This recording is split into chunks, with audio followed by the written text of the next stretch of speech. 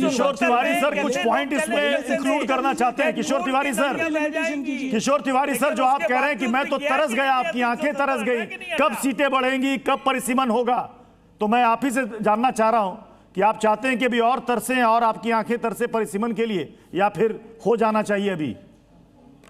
नहीं, मैं चाहूंगा कि हो जाना चाहिए। और साथ में कांग्रेस के जो ऑब्जेक्शन है उसको भी कंसीडर कर लो ना AK वाजपेयी जी। और मैं बताता हूं, यहाँ महेश चौहान है, वो उस पार्टी को रिप्रेजेंट करते हैं। वो शरद पवार जी ने पूरे भारत में महाराष्ट्र में पहली बार महिला आरक्षण इंट्रोड्यूस किया, और वो ग्राम स्वराज्य के लेवल पर, पंचायत राज के लेवल पर भी चल रहा है। और हमारे यहाँ SC ST और OBC को भी दिया जाता है। तो महेश चौहान का बोलना कि उसमें स्पष्टता है, और चित्रा जी का भी बोलना कि हमारे ऑब्जेक्शन पर डिस्कशन हो जाए, तो ये हो सकता ना।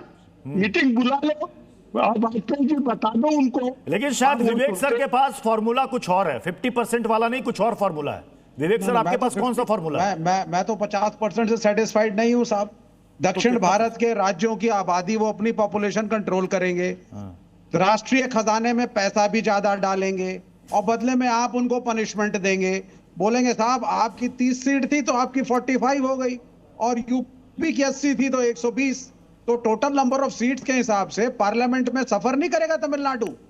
ये DMK को भी सोचना चाहिए। मात्र राजनीति के चक्कर में वे 50% क्या होता है, किस आधार पे 50%?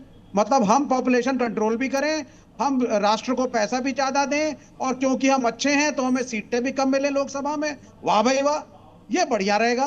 तो ये तो एक्सेप्टेबल नहीं होना चाहिए। DMK should object, DMK must object. आप जो है मतलब, और क्राइटेरिया को निकालिए ना। मतलब what is the contribution in the national treasury? अच्छा, मतलब DMK 50% वाले को समझ नहीं पा रही है, ये आप कहना चाह रहे हैं? नहीं, गलत कर रहे हैं वो। रोहन जी, राजनीति के चक्कर में, एंटी कांग्रेस स्टैंड के चक्कर में जा रहे हैं। पहले उन्होंने मना कर दिया था, अब कांग्रेस से नहीं बन रही है। अभी विवेक जी को लगा, नहीं जी, अभी लगा विवेक जी को कि यहाँ पे डिबेट में ही लग रहा है कि NCP शरद पवार जी की पार्टी भी जो है इस तरफ आ रही है, तो अभी और एक नया गच्चा लेके आ गए कि 50% में भी प्रॉब्लम है। अरे आपकी पार्टी कहती थी किसी की सीट कम नहीं होनी चाहिए। कांग्रेस पार्टी का ऑफिशियल संसद में कहा है कि अगर 50% से ज्यादा हमको आपत्ति नहीं है। वेणुगोपाल जी ने कहा, उसी के जवाब में अमित शाह जी ने कहा कि आप मान जाइए कि हम सबकी 50% से ज्यादा बढ़ा रहे, अभी हम लेके आते हैं, बिल को कर दीजिए। आप पे चुप्पी हो गई।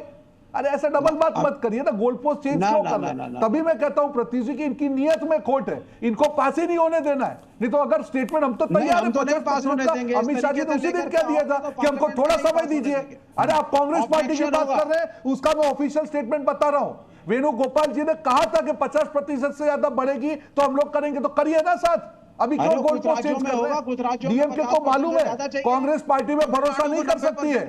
DMK को मालूम है कि कांग्रेस पार्टी में भरोसा करके क्या हाल होता है। माय ब्रदर स्टैलिन को 5 सीट आते ही गच्चा दे दिया, उस पर DMK भरोसा नहीं कर सकता है। उनको समझ में आ गया कि कांग्रेस के स्टैंड को फॉलो करके जनता क्या हाल करती है। समझ रहे बात को? तो इसीलिए विवेक जी चढ़ाने का काम बंद करिए, अपना गोल पोस्ट चेंज करना बंद करिए। जनता की आपकी इस तरीके से बिल लाओगे तो हम पास नहीं होने देंगे पार्लियामेंट में। आप नहीं चाहते कि तीनों बिल आए, आपको तो उसके अंदर कहीं ना कहीं पॉइंट निकालने हैं। तीनों चीज साथ में हो रहे हैं तो नया पॉइंट लेके आए।